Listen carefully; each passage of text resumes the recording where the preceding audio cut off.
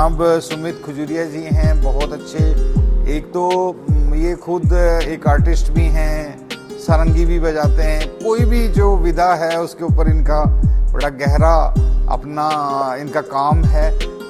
अब पिछले दिनों जब इन्होंने ये किताब हमारे यहाँ रिलीज़ हुई इनकी डोगरी लघु कहानियों की, तो बहुत सराहा गया। बहुत सारे लोगों ने अपने विचार रखे और सब ने तारीफ़ की कि सुमित जी का ये काम जो है बड़ा रेयर है, बड़ा अच्छा है और बड़ी खूबसूरत कहानियाँ लिख रहे हैं।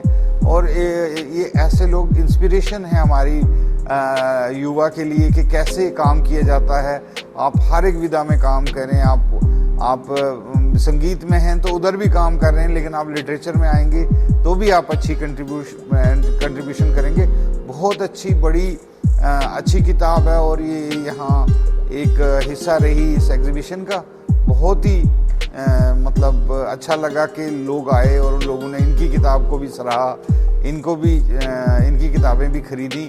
और इससे हमें एक और प्रेरणा मिली कि आइंदा से डोगरी की किताबें, पंजाबी की, गोजरी की, कश्मीरी की, लोकल आथर्स की, बच्चों की किताबें भी उसमें रखनी चाहिए ताकि लोकल से भी जुड़े।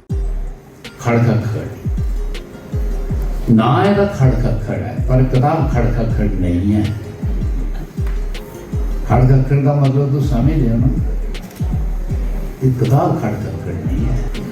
लेकिन ऐसी विचित्र किताब मेरे हाथ च पहले कदे नहीं है। जिसलै मैं ये गल आखी है विचित्र किताब मेरे हाथ च नहीं आई, इसका मतलब है इस किताब च बड़ा नवापन है, ਇਹਦੇ 'ਚ बड़ा नवापन है। इस दे लेखक का सोचने का अंदाज नवा है, अपनी गल आखने का अंदाज नवा है और उन्हें जड़ा फॉर्मेट रखे है अपनी कहानी सुनाने का वो नवा है।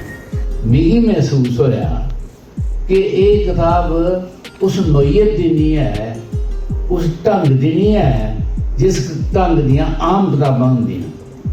ये उनके कोला हटी है, उनके कोला बखरी, उनके कोला अलग सोच की किताब है। गल तो मैं तुंदे कन्नै सादी नहीं करी होनी, पर गल सादी नहीं है। इस गल दियां बड़ियां तैन, इस गल दे बड़े पहलू कि अगर अस अज अपनी उन्हें गल्लें दे सल्यूशन तुप्पाने कि साढ़े बच्चे डोगरी कोला की पिछे हटा देन, उंदे लिए असें केह् करना चाहिए। ते कहानी बगैर तुसें गी कोई भाषण दिते दे रस्ता दसदी है कि ये रस्ता है, ये तरीका है जिहदे कन्नै डोगरी भी अगे वधी सकदी है ते जेहड़े लोग ने डोगरी च जेहड़े जाना चाहते हैं वो सफल भी हो सकते हैं अपनी लाइफ च। और ऐसे व्यंगात्मक मतलब सटायरिकल तरीके कन्नै वो कहानी एस्टैबलिश करती है। और कई जगह इंदे कई लिखे दे सिंपल सेंटेंस एक फिकरा जेड़ा ना वो कोई ऐसी गहरी गल आखी अंदा है कि मैं इस कहानी की पढ़ते और कहानी पढ़ते भी रुकना पाया। मैं रुकिया परती पढ़ रहा उसी।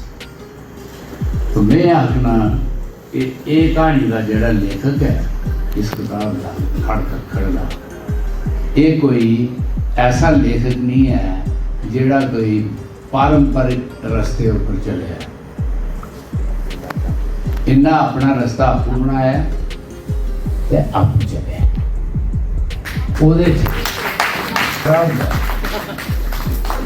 अगे नवे काम ताइयां होंदे ने कि नवीं कोशिशां कीतियां जान। नवी कोशिश करना अपने आप च एक बड़ा वड्डा काम है। सुमित खजूरिया जी तुसें मुबारक देना, तुस होर किताबां लेइयै आओ, होर मतियां कोला मतियां किताबां डोगरी जान ते मते कोला मते लोग डोगरी कन्नै जुड़न।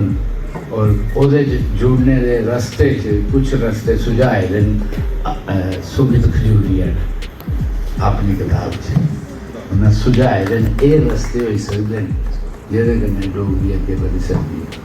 शुक्रिया जी।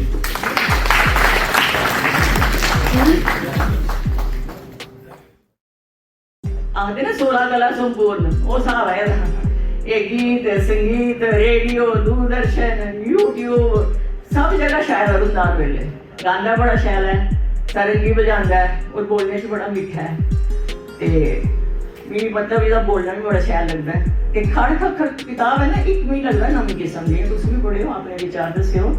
इहदे च इन्ने की कीते दा कि साडी जिंदगी कन्नै रिलेटेड जिन्नियां भी कोई प्रॉब्लम्स है ना, जिन्हें अस ना दत्कारी ओढ़ने आ, जां ते सॉल्व नहीं करी सकदे, जां सुनेगी ना आखने खड़ खड़कड़ा छोड़ो सी।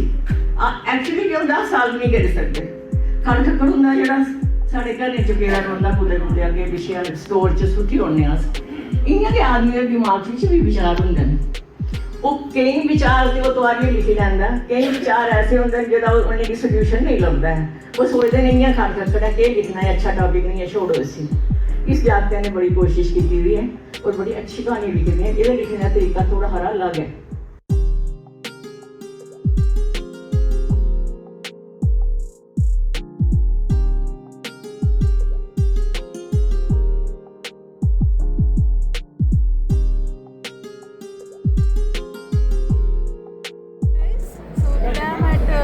International Book Fair and I read this book and it's in language Dogri. This is my first time that I'm reading this book and it was very interesting to relate our mind with the music, that where it can be go, and you can also read it.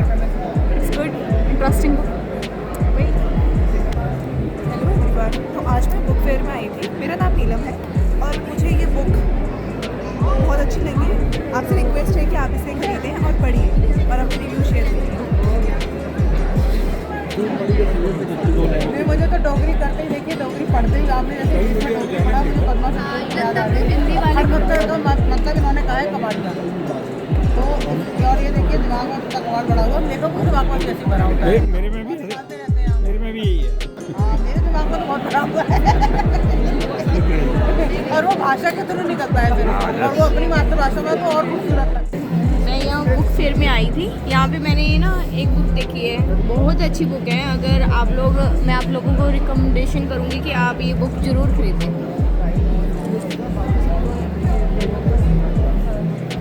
It's a must read book if you understand Dogri well. Like for Jammu people, it's their regional language. So it's a nice book if you understand the language. It's content rich.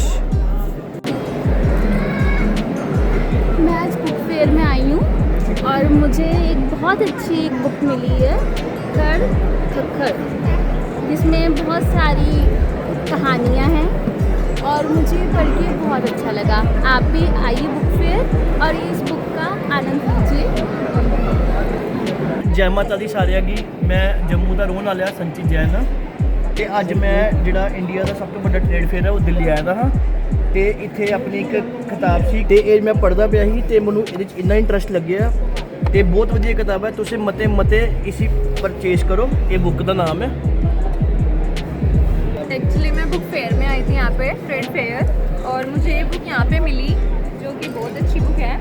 मैं suggest करूँगी अगर आप लोग आए तो इसको पढ़ के जाना। जिसके राइटर है Sumit Khajuria. It was a very nice book और ये डोगरी भाषा में है।